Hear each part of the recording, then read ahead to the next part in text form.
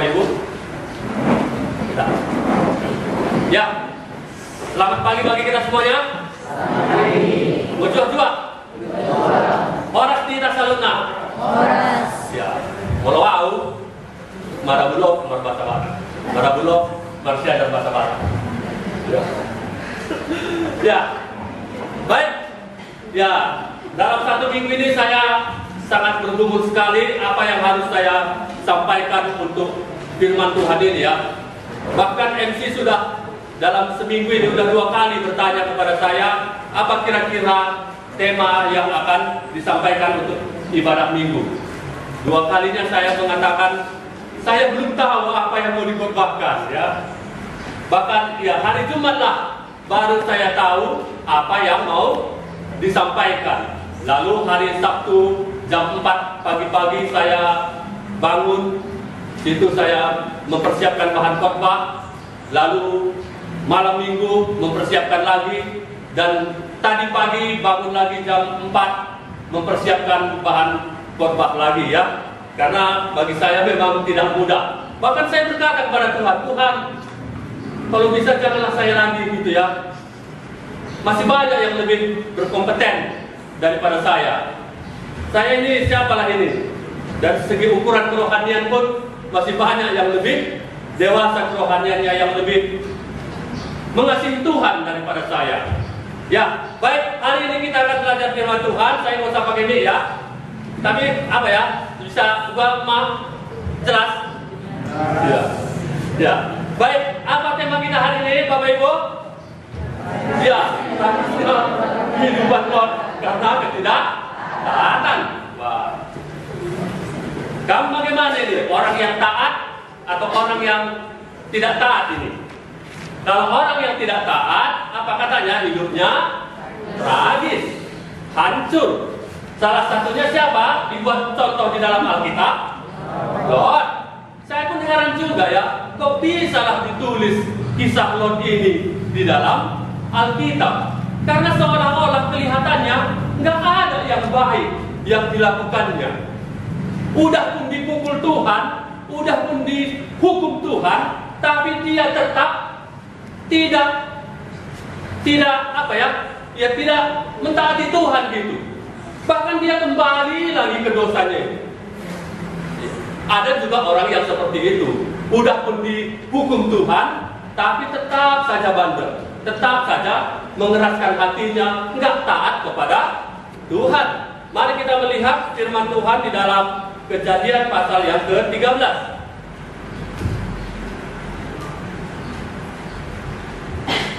Ya, Kejadian pasal yang ke-13. Apa judulnya Bapak Ibu? Abram dan Lot berbisa. Ya. Baik, mari kita baca ayat 1 sampai 2 bersama-sama. 1, 2, 3, ya.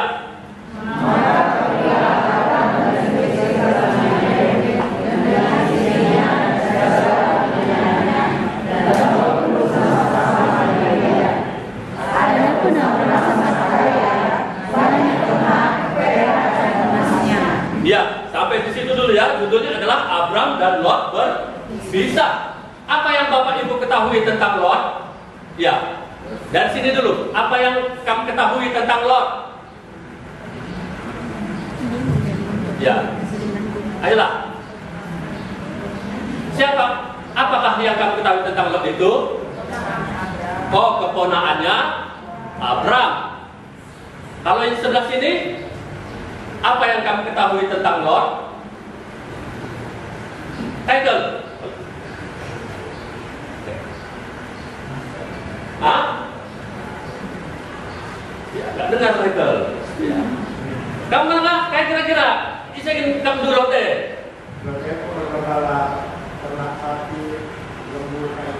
Oh, peternak lah ya. Ya, baik. Apa tadi katanya? Maka pergilah Abram dari Mesir. Sampai di situ dulu. Maka pergilah Abram ke Mesir. Pergilah Abram dari Mesir. Berarti pada waktu itu Abram pernah ke Mesir. Ya, kalau kita melihat di dalam pasal yang ke-12, Abram dipanggil oleh Allah. Apa waktu itu kata Tuhan?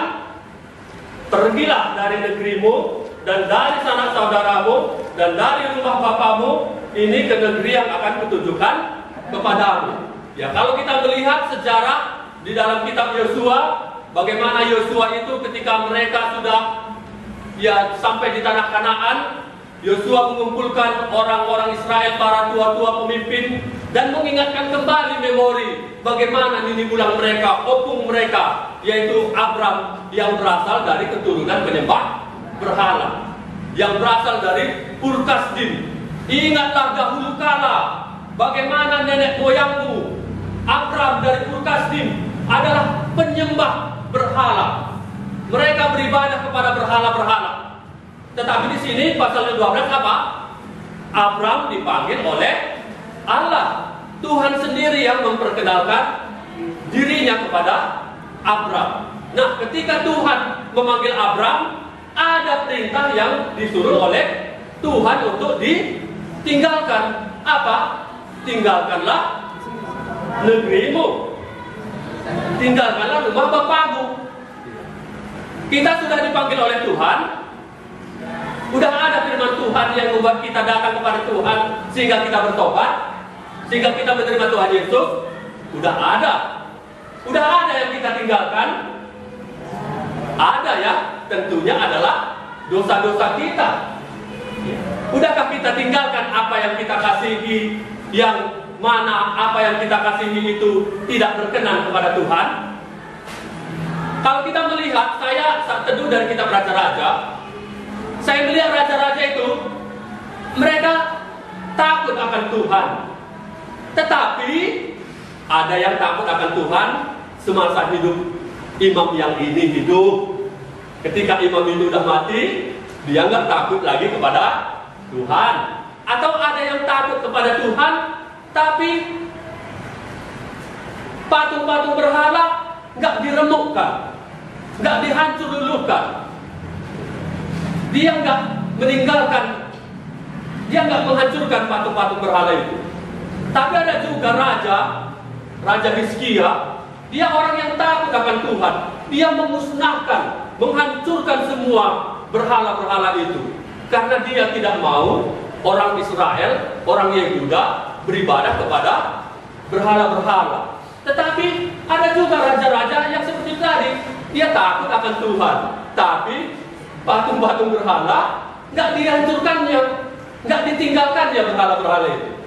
Ada juga orang yang bertobat pun seperti itu, udah ngaku bertobat, takut akan Tuhan, tapi dia tidak rela meninggalkan apa yang tidak dikehendaki oleh Tuhan. Entahkah pun ada juga seperti itu, saya rasa. Itu yang ada dalam pikiran saya. Adakah yang kita masih tahan-tahan, yang mana apa yang kita tahan itu tidak berkenan kepada Tuhan, tapi kita tidak mau meninggalkannya? Kalau kita masih tetap menahannya, pasti kita pun datang kepada Tuhan enggak dengan hati yang lempang. Sukacita kita pun pasti tidak melimpah. Kalau Abram tadi apa? Dia meninggalkan apa yang diperintahkan oleh Tuhan. Kadang saya heran juga memang melihat orang yang mengaku bertobat gitu ya. Banyak kali permintaan kepada Tuhan. Tuhan, saya mau ini, saya mau. Banyak kali permintaan. Tetapi ketika Tuhan meminta untuk meninggalkan apa yang tidak dikehendaki Tuhan pada orang bertobat tersebut, dia nggak mau lakukan. Bagaimana? Tak kita begitu juga ya. Kita minta kepada Tuhan banyak hal yang kita minta kepada Tuhan. Tapi ketika Tuhan meminta sesuatu hal dan kita yang mana apa yang diminta Tuhan itu tidak berkenan kepada Tuhan, kita tidak melakukannya. Ya, lalu pasal yang ke 12 tadi ada lagi judulnya Abram di Mesir. Nampak ya? Abram di Mesir. Ya, kalau kita melihat 3 orang agung, Abram, Ishak, dan Yakub, ketiga-tiganya pernah mengalami hidup dalam kelaparan. Kalau di sini kenapa Abram di Mesir? Ayat 10 apa katanya? Ketika kelaparan timbul di negeri, pergilah Abram ke Mesir.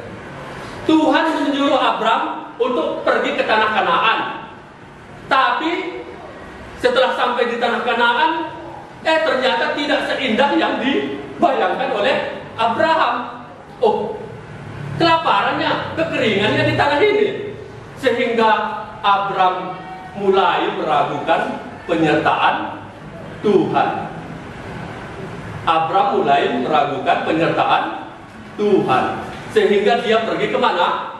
Ke Mesir. Ada itu di kitab Yeremia atau Yesaya, janganlah berharap kepada Mesir, itu yang dikatakan oleh Tuhan. Pada zaman Ishak pernah juga kelaparan. Tuhan melarang Ishak, jangan ke Mesir. Jangan ke Mesir. Ada itu di pasal Kejadian 26. Jangan ke Mesir.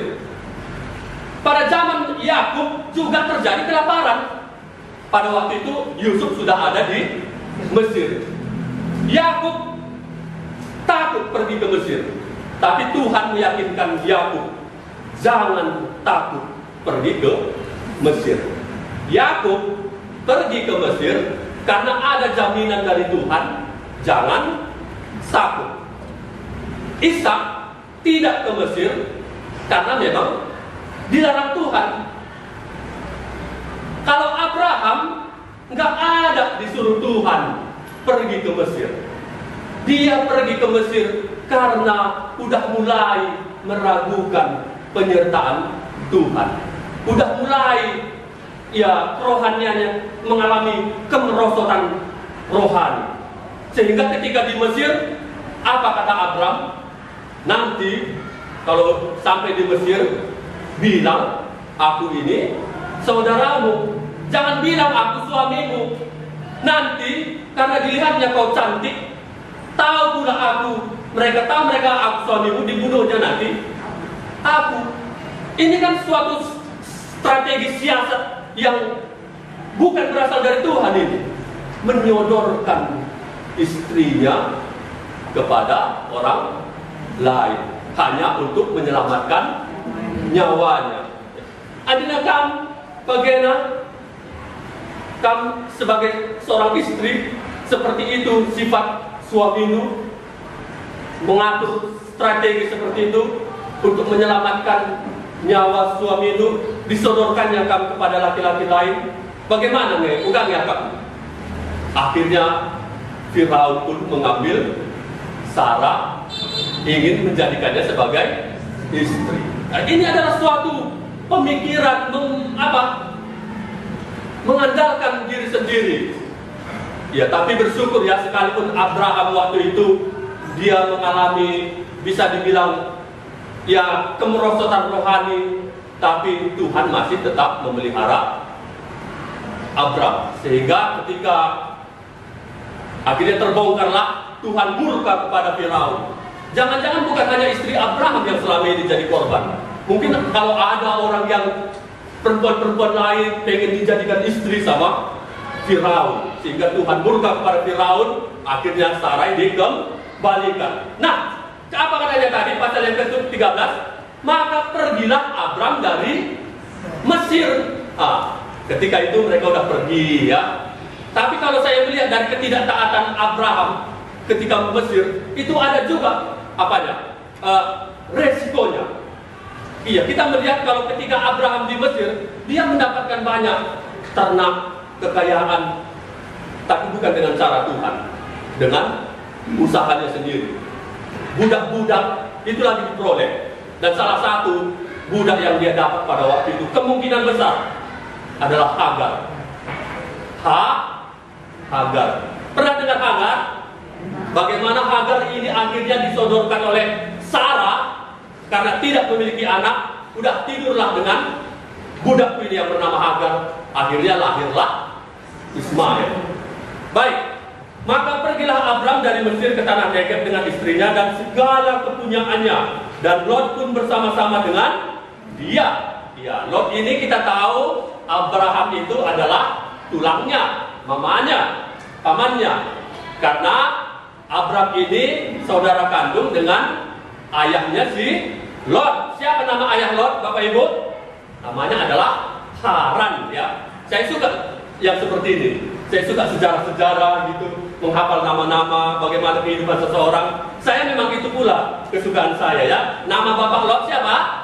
Haran. Tapi Haran itu meninggal. Lalu dibawalah Lot ini pergi ke merantau ke Kanaan ya. Lot ini dia adalah orang percaya. Dia orang percaya. Mari kita lihat di dalam buku kita warta jemaat. Di situ 2 Petrus 2 ayat 7 sampai 8. Sudah lihat? Saya baca ya. Tetapi ia menyelamatkan Lot, orang yang benar. Sampai di situ. Lot itu apa? Orang yang benar. Istilah orang benar artinya orang yang sudah percaya kepada Yahweh, orang yang sudah percaya kepada Tuhan. Kita, firman Tuhan mengatakan apa? Tidak ada yang benar, seorang pun tidak. Tetapi kalau orang yang sudah sungguh-sungguh percaya kepada Tuhan, maka dia adalah orang benar. Alkitab mengatakan Lot itu adalah orang benar. Bagaimana Lot bisa menjadi orang yang benar, percaya kepada Tuhan? Karena ada si Abram yang menceritakan tentang Tuhan itu kepada Lot. Tuhan gak berfirman kepada Lot, tapi Tuhan berfirman kepada siapa? Abram. Tuhan memperkenalkan diri kepada Abram. Lalu Abram menceritakan Injil kepada Lot, sehingga Lot pun percaya kepada Allah yang disembah oleh Abram, Yahweh ya. Ketika ia mengangkat mukanya, maaf, Alkitab saya terbalik pula ya. Ayat 2. Adapun Abram sangat kaya, banyak ternak, perak dan emasnya. Ya. Abram itu bagaimana, Bapak Ibu? Dia adalah orang kaya. Jadi kalau menjadi kaya itu tidak salah. Nggak salah ya jadi kaya ya. Nggak salah. Iya, kita kalau bisa jadi orang kaya lah kita ya. Banyak pelayanan-pelayanan yang sangat membutuhkan dana. Ya, jadilah ya. Nggak apa-apa jadi orang kaya, tetapi janganlah kaya untuk diri sendiri. Jangan pulang gara-gara mencari kekayaan, ibadah dukun terganggu, kampung nggak lagi beribadah, hanya ibadah hari Minggu lagi cuma bisa, tapi ibadah tengah minggu nggak bisa. Wah, itu nggak benar juga ya. Kalau Abraham ini dia kaya, dia kata 1, 2, 3 ayat. Dia berjalan dari tempat persinggahan kepada Tuhan.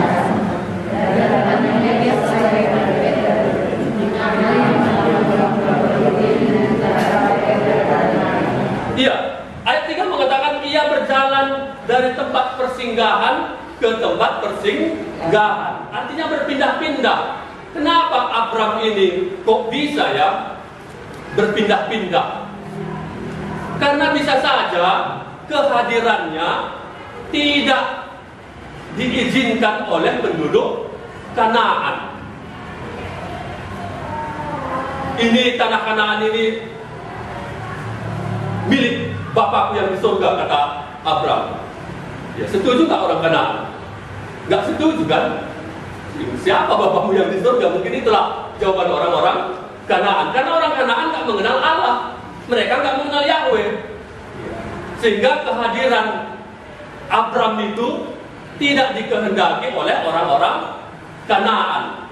Apalagi orang Kanaan penyembah berhala.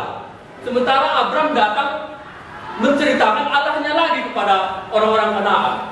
Maka sudah, ya, siapa Allahmu itu? Jangan ke sini, pergilah, pergi ke sana. Ya. Abraham menjadi orang asing di Kanaan. Bukankah kita juga orang yang sudah percaya kita juga adalah orang asing di dunia ini? Kita orang asing ya. Kita ketika kita sudah bertobat, kita orang asing di dunia ini. Karena hidup kita berbeda dengan mereka. Tapi kalau kita nggak bertobat, ya kita bukan orang asing ya. Kita disambut dengan baik karena kehidupan kita yang nggak bertobat sama dengan kehidupan mereka. Tapi kalau kita sudah bertobat, cara hidup kita berbeda, pola pikir kita berbeda, maka kehadiran kita pasti tidak diizinkan, tidak diinginkan oleh orang lain. Ini nanti jadi mempengaruhi ini, itulah dalam pikiran orang-orang di Kanaan. Sehingga Abraham apa? Dia pergi dari tempat persinggahan ke tempat persinggahan. Ayat 5. Juga Lot yang ikut bersama-sama dengan Abram mempunyai domba dan lembu dan kemah, ya. Wah, ternyata bukan hanya Abram yang kaya, tetapi Lot juga menjadi orang yang kaya. Karena Tuhan memang memberkati orang yang takut akan Dia. Ayat 6 ini yang jadi masalah, ya. Disinilah timbul permasalahan. Tetapi negeri itu tidak cukup luas bagi mereka untuk diam bersama-sama, sebab harta milik mereka amat banyak. Wah. Sehingga mereka tidak dapat diam bersama-sama. Karena itu terjadilah perkelahian antara para gembala Abram dan para gembala Lot. Siapa yang berkelahi? Gembala Abraham dan gembala Lot. Abram dan Lot ini mereka hidup rukun, mereka hidup harmonis, mereka baik-baik saja. Tetapi itu semua terganggu dari para gembalanya. Terjadilah pertengkaran antara gembala Abraham dan gembala Lot. Nah, ini tidak kami di sumur, tidak sumur kami, tidak gembala Abraham. Oh, kami lebih memulai jena. Kami lebih tidak sena, tidak gembala Lot. Ya, jadi sehingga terjadilah apa? Pertengkaran, ya. Yang nganggur pernah nggak seperti ini bertengkar di apa? Di tempat nganggur. Ya. Baik, lanjut ya. Karena itu terjadilah pertengkaran antara para gembala Abram dan para gembala Lot. Waktu itu orang Kanaan dan orang Peris diam di negeri itu. Maka berkatalah Abram kepada Lot, janganlah kiranya ada perkelahian antara aku dan engkau, dan antara para gembalaku dan para gembalamu, sebab kita ini kerabat. Bukankah seluruh negeri ini terbuka untuk engkau? Baiklah, pisahkan dirimu daripadaku. Jika engkau ke kiri, maka aku ke kanan. Jika engkau ke kanan, maka aku ke kiri.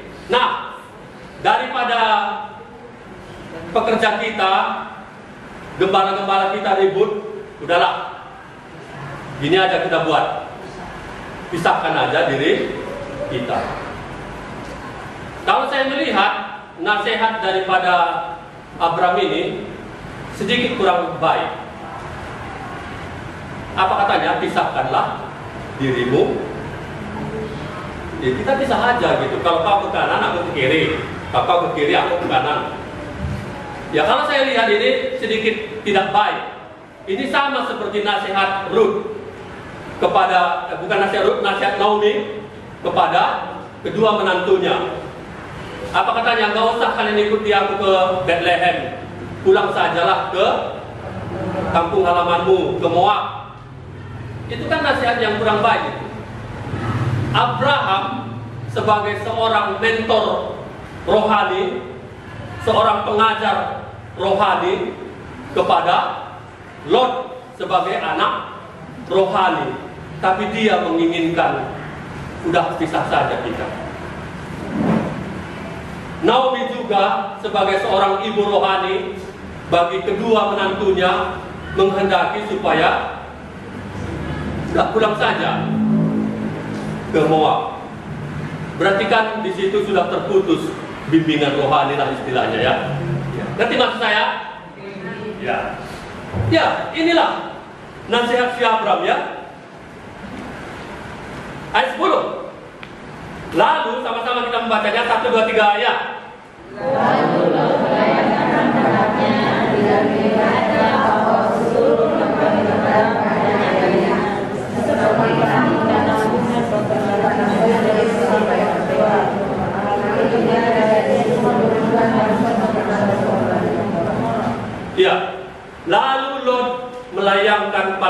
bersamanya, dan dilihatnya lah bahwa seluruh lembah Yordan banyak airnya seperti taman Tuhan. Ya, di sini saya melihat Bapak Ibu bahwasanya kadang-kadang ada kalanya berkat itu bahaya. Apa?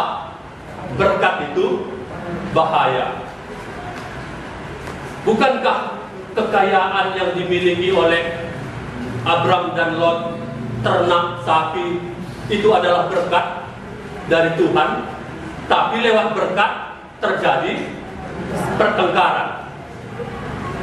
Olehkah gara-gara berkat terjadi pertengkaran di tengah keluarga, ataupun bisa juga di tengah-tengah gereja.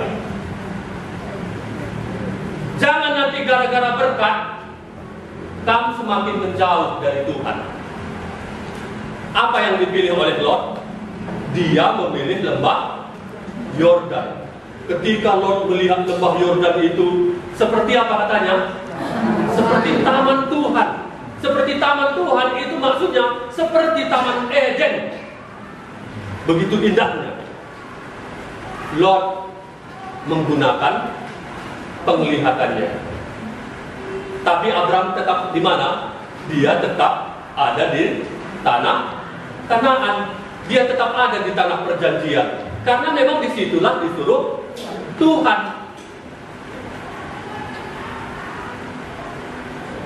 Apa tadi saya bilang? Jangan gara-gara berkat.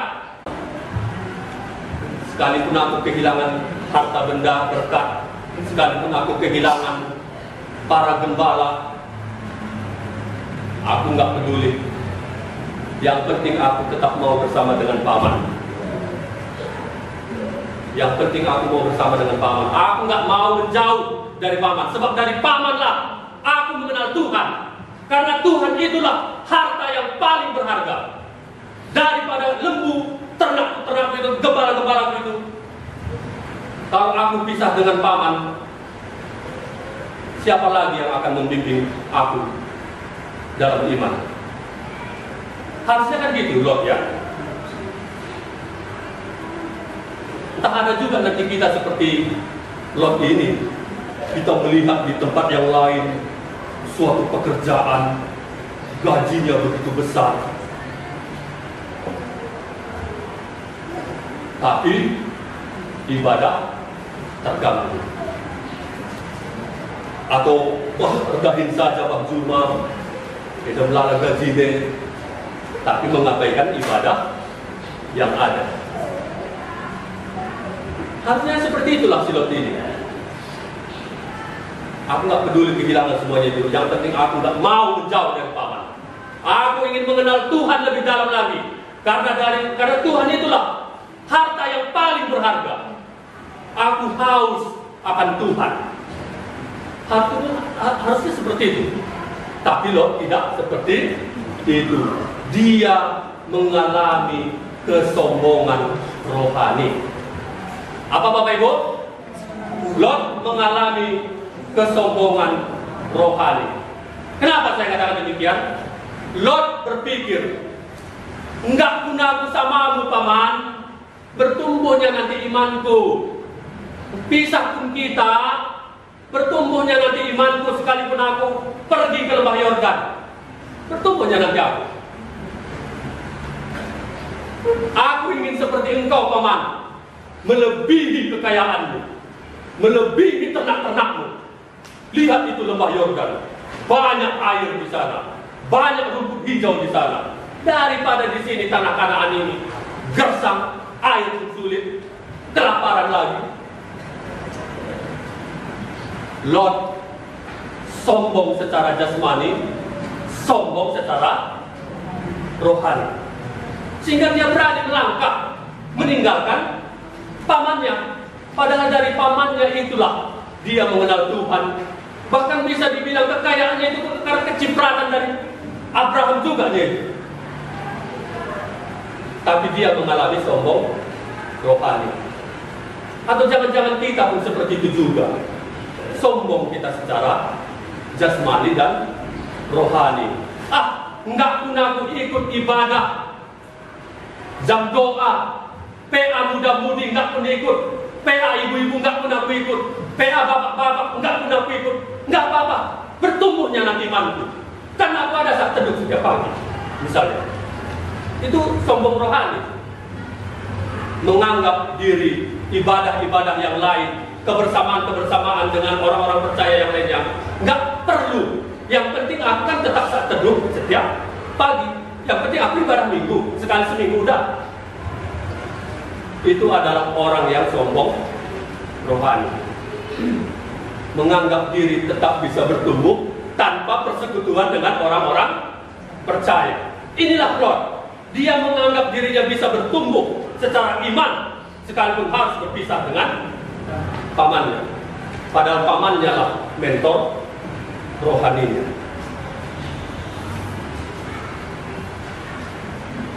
Apa katanya? Lalu Lot melayangkan pandangannya, dilihatnya lembah Yordan itu seperti taman Tuhan. Dia menggunakan matanya.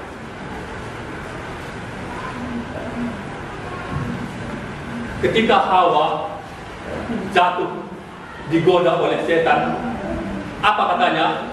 Lalu Hawa melihat buah itu sedap kelihatannya, lagi pula memberi pengertian. Ada 3 yang tidak dikehendaki oleh Tuhan. Mari kita lihat di dalam yang belakang ini. 1 Yohanes 2 ayat 5 sampai 16. Sama-sama kita membacanya. 1, 2, 3 ya. Janganlah kamu mengasihi dunia dan apa yang ada di dalamnya. Jika orang mengasihi dunia, maka kasih akan Bapa tidak ada di dalam orang itu. Sebab semua yang ada di dalam dunia, yaitu keinginan daging dan keinginan mata serta keangkuhan hidup, bukanlah berasal dari Bapa, melainkan dari dunia. Apa ketiga itu? Keinginan daging, keinginan mata, keangkuhan hidup. Keinginan daging apa? Lot ingin semakin kaya, semakin makmur, semakin naik derajatnya. Dia keinginan mata, dilihatnya lembah Yordan itu begitu subur, banyak airnya, dan keangkuhan hidup. Aku ingin seperti pamanku ini, melebihi kekayaan pamanku yang bernama Abraham. Bukankah ini juga terjadi ketiga-tiganya pada diri Hawa? Ketika Hawa melihat buah pohon itu apa? Kelihatan sedap, menarik hati, keangkuhan hidup. Apa? Ingin seperti Allah. Ingin seperti Allah.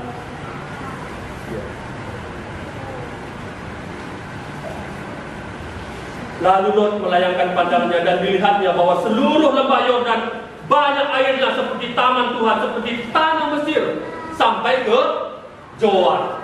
Lot menggunakan apa, Bapak Ibu? Dia menggunakan matanya. Dia menggunakan matanya. Seolah-olah apa yang dilihat itu seperti lebih terjamin. Lot menggunakan matanya. Kamu bagaimana? Bijaksanakah Bapak Ibu, Saudara dalam menggunakan mata? Bagaimana Bapak Ibu menggunakan mata dalam kehidupan sehari-hari? Daud berkata apa? Ya Tuhan, berjaga-jagalah Engkau di depan pintu mata. Itu ada di kitab Mazmur. Daud berkata, ya Tuhan, berjaga-jagalah Engkau di depan pintu mataku. Kenapa Daud berkata seperti itu? Karena lewat matanya dia melihat Batseba yang mandi. Karena lewat matanya dia melihat Batseba mandi. Sehingga Daud berkata, ya Tuhan, berjaga-jagalah engkau di depan mata. Bagaimana dengan Bapak Ibu? Kita dalam menggunakan mata kita sehari-hari. Apakah kita menuruti keinginan mata kita? Kalau Pak Johnson sering bilang ya, mata tidak pernah puas memandang. Ya, bagaimana kita menggunakan mata kita setiap hari? Apakah kita melihat apa yang berkenan kepada Tuhan, atau kita memuaskan keinginan mata kita, sekalipun objek yang kita lihat itu tidak Tuhan kehendaki? Mana Bapak Ibu menggunakan handphone ini? Semuanya ada di sini. Mungkin kita ingin melihat berita ya, ingin melihat berita atau ingin melihat cuplikan-cuplikan gol-gol sepak bola yang nggak dilihat secara langsung. Oh, gimana sih gol-golnya tadi malam ya? Ada semua di sini. Kita mencari berita udah selesai, cari lagi, tinggal gini-gini kan lagi ya. Tapi kan ada kadang-kadang konten-konten yang tidak bagus. Ada kadang-kadang hal-hal yang formal. Nggak dicari, tapi datang sendiri. Datang sendiri. Yang udah pakai handphone pasti punya pengalaman lah. Nggak dicari, tapi datang sendiri. Oh, lihat berita, atau lihat memasak ya, lihat olahraga, oh, lihat pelajaran, udah selesai. Nggak bakal lagi naik ke atas, muncul yang tidak baik. Ketika itu muncul, apakah Bapak Ibu menikmatinya, atau langsung, oh, nggak baik, langsung. Saya kalau 5 detik saja saya melihatnya, saya sudah merasa berdosa di hadapan Tuhan. Ya. 5 detik itu lama juga itu sebetulnya. Itu makanya saya kalau entah nonton sepak bola ya, gol-golnya kalau udah selesai, kalau muncul yang apa itu langsung gitu saya. Langsung 1 detik pun jangan. Ya, langsung. Ketika hal-hal itu muncul, apakah Bapak Ibu menikmati video yang tidak baik itu?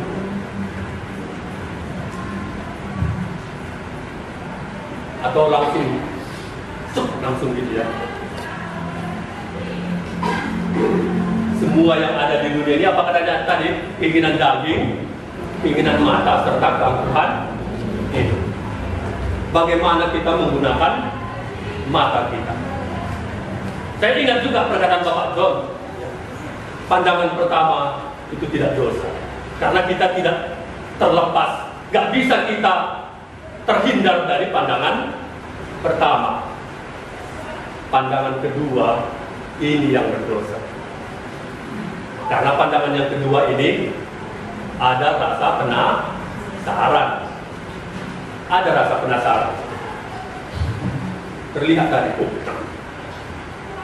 lalu penasaran, seperti apa sih tadi? Lalu dilihat lagi dan menikmatinya. Itulah dosa. Hawa penasaran dengan buah pengetahuan yang baik dan yang jahat. Oh, kalau dimakan nanti seperti Allah, seperti Tuhan. Penasaran. Awal dari dosa itu adalah penasaran, kepo. Ya, penasaran. Lot, dia penasaran. Pengen ke lembah Yordan seperti taman Tuhan. Bagaimana juga dengan Bapak Ibu ketika lagi menyetir misalnya ya, atau ketika lagi mengendarai sepeda motor, ada banyak orang-orang yang akan Bapak Ibu lihat. Di sepanjang jalan banyak orang-orang yang akan dilihat. Ya, entah kamu lihat pula nanti yang sudah bersuami ini kan, kita lihat pula nanti laki-laki. Kamu bandingkan pula dengan suami itu di rumah. Perempuan pun bisa ya seperti itu, bukan hanya laki-laki ya. Ya. Atau yang laki-laki kamu naik kereta atau menyetir mobil, dalam perjalanan kamu lihat perempuan yang lebih menarik daripada istri di rumah, sehingga kamu menikmati melihatnya. Ya. Perempuan pun bisa seperti itu. Kamu lihat laki-laki di sepanjang jalan, kamu lihat laki-laki itu lebih menarik daripada suami itu di rumah. Ini adalah keinginan ma. Baik, lanjut.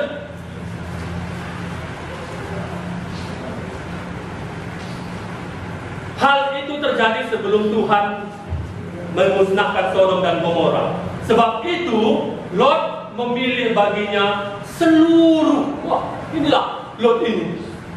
Bukan main-main, bukan setengah-setengah dipilihnya lembah Yordan itu, tapi apa? Seluruh tamak ini. Aku teguh kina menguasai lembah Yordan itu. Itulah Lot ini ya. Dia ingin menguasai seluruh lembah Yordan itu, lalu dia berangkat ke sebelah timur dan mereka berpisah. Lihat di situ ada kata memilih. Sebab itu Lot memilih.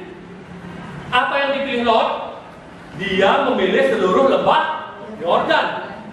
Dipilihnya pisah dengan pamannya. Dipilihnya pisah dari persekutuan dengan orang percaya. Hidup itu penuh dengan pilihan. Memang ada bagian-bagian tertentu di dalam hidup ini yang nggak bisa kita pilih.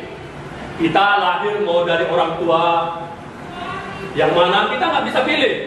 Kita lahir dari suku apa, nggak bisa kita pilih. Kita mau lahir dari bangsa apa, nggak bisa kita pilih. Ya ada hal-hal tertentu yang nggak bisa kita pilih. Tapi ada juga banyak hal-hal tertentu yang mana kita harus memilih. Kamu siap ibadah ini, mau langsung pulang atau langsung cerita-cerita, itu bisa dipilih ya. Sampai di rumah, mau langsung tidur, enggak, pulang dari sini tak mau makan di rumah atau mau makan di luar, itu bisa dipilih. Nyampe di rumah langsung tidur atau mau ya jalan-jalan, itu bisa dipilih. Kamu pagi-pagi mau saat teduh baca Alkitab atau enggak, itu bisa dipilih. Kadang ya saya merasa malu juga ya melihat ya, kadang saya kan dengar itu ya, kalau orang dari masjid gitu jam 5 udah ada kedengaran suara masjid, tapi saya masih bermalas-malas tempat tidur, saya masih memilih untuk berbaring daripada baca Alkitab. Saya ya pernah juga seperti itu. Kenapa saya yang mengaku sudah bertobat ini lebih giat lagi mereka bangun pagi untuk ibadah daripada saya? Mungkin ada yang berkata, mana rupanya ayatnya yang mewajibkan baca Alkitab pagi-pagi? Ada. Mazmur 119 ayat 147. Pagi-pagi buta aku bangun mendahului orang yang jaga malam untuk merenungkan firman, itu kata Daud. Ya. Berarti memang Tuhan menghendaki saat teduh itu, baca firman Tuhan itu pagi-pagi sebelum melakukan aktivitas. Karena memang disitulah dimulai peperangan rohani. Tapi seringkali kita ya orang yang sudah merdeka bebas ini ya, gak ada pula kita buat perbandingan kita, sehingga kita sering lengah. Saya pernah dengar, kenapa itu Singapura maju? Karena ada Malaysia, negara dekat mereka katanya. Kenapa itu Korea Selatan maju? Karena ada Korea Utara yang bisa jadi masalah. Jadi mereka harus maju Korea Selatan. Ya karena kita nggak membuat perbandingan, sehingga kita seperti santai-santai saja. Ya. Kenapa orang-orang, coba kalau kita buat ya, kalau mereka saja yang tidak mengenal Kristus pagi-pagi begitu giat dalam ibadah, tapi kenapa kita pagi-pagi tidak mau membaca firman Tuhan? Mungkin kita berkata, nantilah ya, atau yang guru, nantilah di sekolah aku saat teduh, atau di tempat kerja yang lain, nantilah di sana aku saat teduh kalau ada nanti jam istirahat. Ya. Pilihan. Hidup ini penuh dengan pilihan. Kamu mau kerja di mana ya, itu pilihan. Yang masih muda-muda, mau menikah dengan siapa, itu pilihan. Mau menikah dengan orang bertobat atau tidak bertobat, itu adalah pilihan. Lot tadi apa yang dipilihnya? Dia memilih lembah Yordan. Dia memilih meninggalkan mentor rohaninya, meninggalkan ibadah dengan Abram, meninggalkan persekutuan dengan orang-orang percaya. Makin baik kehidupannya? Enggak ya. Ayo kita lihat lagi ya, sedikit lagi. Ayat 12, 1, 2, 3 ya. Abraham menetap di Kanaan, tetapi Lot tinggal di kota lembah Yordan dan kemahnya di dekat Sodom. Ya. Abram menetap di tanah Kanaan, tetapi Lot menetap di kota-kota lembah Yordan dan berkemah di dekat Sodom. Udah ke Sodom dia? Belum, tapi masih di dekat. Ini mendatangkan pencobaan atas diri sendiri. Masih dekat-dekat dulu. Tapi kalau kita melihat pasal yang ke-14 ayat 12, coba kita lihat.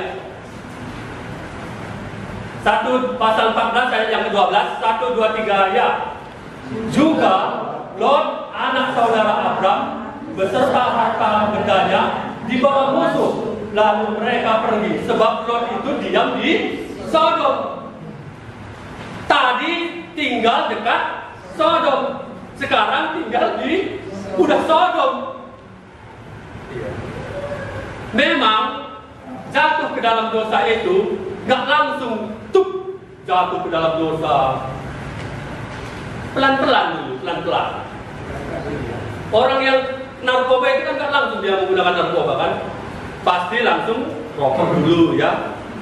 Atau orang-orang yang menikah dengan orang-orang percaya, yang menikah dengan orang yang tidak bertobat, kan gak langsung menikah, tapi ada komprominya, ada kenalan, ada respon, lalu baper, bawa perasaan, lalu ada benih-benih cinta, lalu kompromi.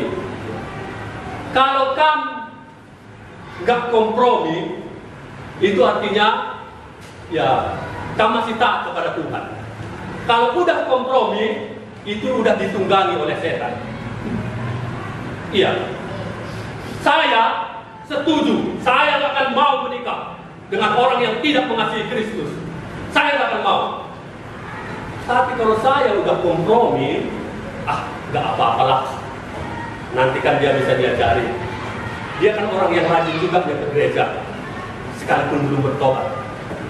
Itu saya sudah ditunggangi oleh setan, karena saya sudah kompromi. Gitu aja buat ngetesnya, apakah aku ini ditunggangi setan atau tidak. Itu aja buat. Kalau udah kompromi dengan firman Tuhan, berarti sudah ditunggangi setan. Ada itu pernah saya lihat gambarnya, bagaimana orang yang ditunggangi setan itu ya. Akhirnya apa? Lot berada di Sodom. Pada waktu itu terjadi peperangan, 4 raja berperang melawan 5 raja. Akhirnya Lot ditangkap. Lalu diberitahukan kepada Abram bahwasanya Lot keponakannya ditangkap. Lalu Abram menyerang orang-orang yang menawan Lot itu, lalu membebaskan Lot dan mengembalikan harta bendanya kepada Lot. Lalu apakah setelah Lot dibebaskan dia mengikut Abram? Tidak, ya. Dia nggak ngikut lagi, dia nggak mengikut Abram. Tapi coba kita lihat pasal yang ke-19.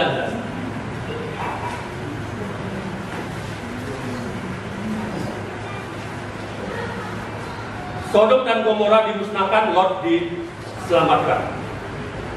Kita baca ayat pertama 1, 2, 3 ayat. 2 malaikat itu tiba di Sodom pada waktu petang. Lot sedang duduk di pintu gerbang Sodom, dan ketika melihat mereka, bangunlah dia menyokong mereka, lalu sujud dengan mukanya sampai ke tanah. Balik lagi dia kemana? Balik lagi dia ke Sodom. Naik lagi pangkatnya di Sodom. Jadi apa dia? jadi penjaga pintu gerbang. Itu nggak sembarangan orang yang bekerja sebagai orang yang menjaga pintu gerbang. Dia bertanggung jawab terhadap orang-orang yang akan masuk. Itu pekerjaan terhormat itu. Inilah Lot tadi ya. Dia balik lagi ke Sodom. Udah pun dipukul Tuhan, tapi tetap nggak mau ya bertobat gitulah. Sekalipun dia sudah percaya kepada Tuhan, tapi dia nggak mau bertobat. Lalu kalau kita melihat ini kan kisahnya kan bagaimana, apa katanya? Ada tadi kedua malaikat itu kan datang diundang oleh Lot ke rumahnya, lalu orang-orang Sodom ingin memakai kedua malaikat itu untuk bersetubuh, untuk menyodomi laki-laki dengan laki-laki. Sehingga apa kata Lot? Ini ada dua anakku perempuan, tidurlah dengan mereka. Ya. Di sini saya melihat Lot juga sudah memang secara rohani pun down, secara moralitas pun dia sudah down. Ingin lagi menyerahkan anaknya kepada orang-orang itu untuk ditiduri seperti itu. Ya, lalu kita lihat apa yang terjadi. Tuhan menghancurkan Sodom dan Gomora. Lalu istrinya menjadi tiang garam. Harta-harta benda Lot pun akhirnya musnah. Lalu mereka tinggal di goa. Dan akhirnya terjadi lagi sesuatu secara moral yang sangat jauh sekali yang diharapkan. Bagaimana Lot itu akhirnya tidur dengan kedua anaknya. Anak-anak Lot berkata apa? Oh, gak ada lagi orang-orang. Udah ditunggang balikan, udah turun semua, udah hancur semua. Dimakan oleh api. Karena waktu itu anak-anak Lot berpikir bahwa semua dunia ini pasti sudah musnah. Karena apa itu belerang daripada Tuhan. Gak ada lagi laki-laki. Udah seperti kebiasaan orang-orang zaman dahulu. Untuk memperbaiki, untuk menambah, melanjutkan keturunan, tidurlah. Lalu mereka membuat ayahnya apa? Mabuk. Kok bisa ya Lot itu bisa mabuk seperti itu? Kemungkinan besar Lot ini pun memang udah jadi pemabuk, memang udah selama di Sodom. Karena nggak ada lagi firman Tuhan. Saya pernah mengalami seperti Lot ini. Saya pernah mengalami. Waktu saya merantau, saya kerja di pabrik sawit. Saya melihat bagaimana kawan-kawan saya, ya, mereka tidak mengenal Tuhan, melakukan banyak dosa, ya, melakukan, ya, banyak sekali lah dosa-dosa yang sangat menjijikkan. Saya melihatnya, jiwa saya tertekan. Jiwa saya tertekan. Karena saya melihat dosa. Saya melihat hidup yang tidak benar. Bahkan saya kadang-kadang sudah seperti mereka. Itu yang saya maksudkan. Bisa saja Lot ini pun waktu di Sodom dia udah jadi pemabuk. Pemabuk. Sehingga ditawarkan anak-anaknya minuman yang memabukkan, dia menerimanya. Anak Lot dua, namanya Moab dan Amon. Ya, kalau ini apa ceritanya? Apa kira-kira judulnya ini? Bagi Lot, anakku sekaligus cucu. Ya. Kan itu kan, anakku sekaligus cucu. Kalau untuk yang dilahirkan itu apa? Untuk Lot, ayahku sekaligus bolang, opung. Ya, betapa mengerikan kehidupan Lot ini, ya. Mengerikan sekali. Inilah kalau tidak taat kepada Tuhan. Ngeri. Mahal rupanya arti ketaatan itu. Bahkan keturunan Lot menjadi penyembah berhala. Keturunan Lot menjadi penyembah berhala. Anak Lot yang pertama atau yang kedua saya lupa, Moab itu menjadi bangsa Moab, Bangsa Moab menyembah dewa yang bernama dewa Kamos. Anak Lot yang satu lagi namanya Amon. Amon ini menjadi bangsa, lalu mereka menyembah berhala yang terkenal bernama Molok atau Milko. Dari kata Molok muncullah kata Molek. Nah, itu. Akhirnya keturunan Lot pun bagaimana?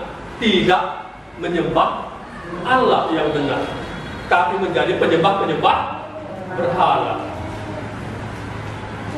Bagaimana dengan keturunan Abraham? Abraham tetap taat kepada Tuhan, sekalipun Abraham pernah berdosa, bersalah di hadapan Tuhan, tapi dia mau datang kepada Tuhan. Akhirnya keturunan Abraham menjadi tetap menyembah Tuhan, menyembah Yahweh. Keturunannya pun diperhitungkan Tuhan, diingat Tuhan. Terus menerus keturunannya itu diingat Tuhan, menjadi berkat bagi bangsa-bangsa. Tapi keturunan Lot itu tidak menjadi berkat. Demikian juga halnya dengan kita, ya. Kalau kita nggak taat, maka keturunan kita pun ya bukan lagi nggak menjadi keturunan yang berkat. Kalau kamu yang masih lajang, yang masih belum menikah, kalau kamu pertahankan menikah dengan orang yang nggak bertobat, hilangnya itu nanti keturunan itu. Ya, berhenti. Itu makanya kalau mau memperbaiki keturunan, ya, kalau orang dunia apa katanya? Kalau menikah sama bule apa? Memperbaiki keturunan supaya putih, supaya pirang rambutnya. Tapi kalau mau memperbaiki keturunan, harus taat kepada Tuhan. Menikahlah dengan orang yang takut akan Tuhan. Bagi yang masih lajang, ya, taatlah kepada Tuhan, taatilah Tuhan. Kalau ada dosa, minta ampun kepada Tuhan. Hidup itu penuh dengan pilihan. Pilihlah apa yang berkenan kepada Tuhan. Dan yang kedua adalah hati-hatilah menggunakan maaf. Ya, baik, ini saja firman Tuhan. Mari kita sama-sama berdoa.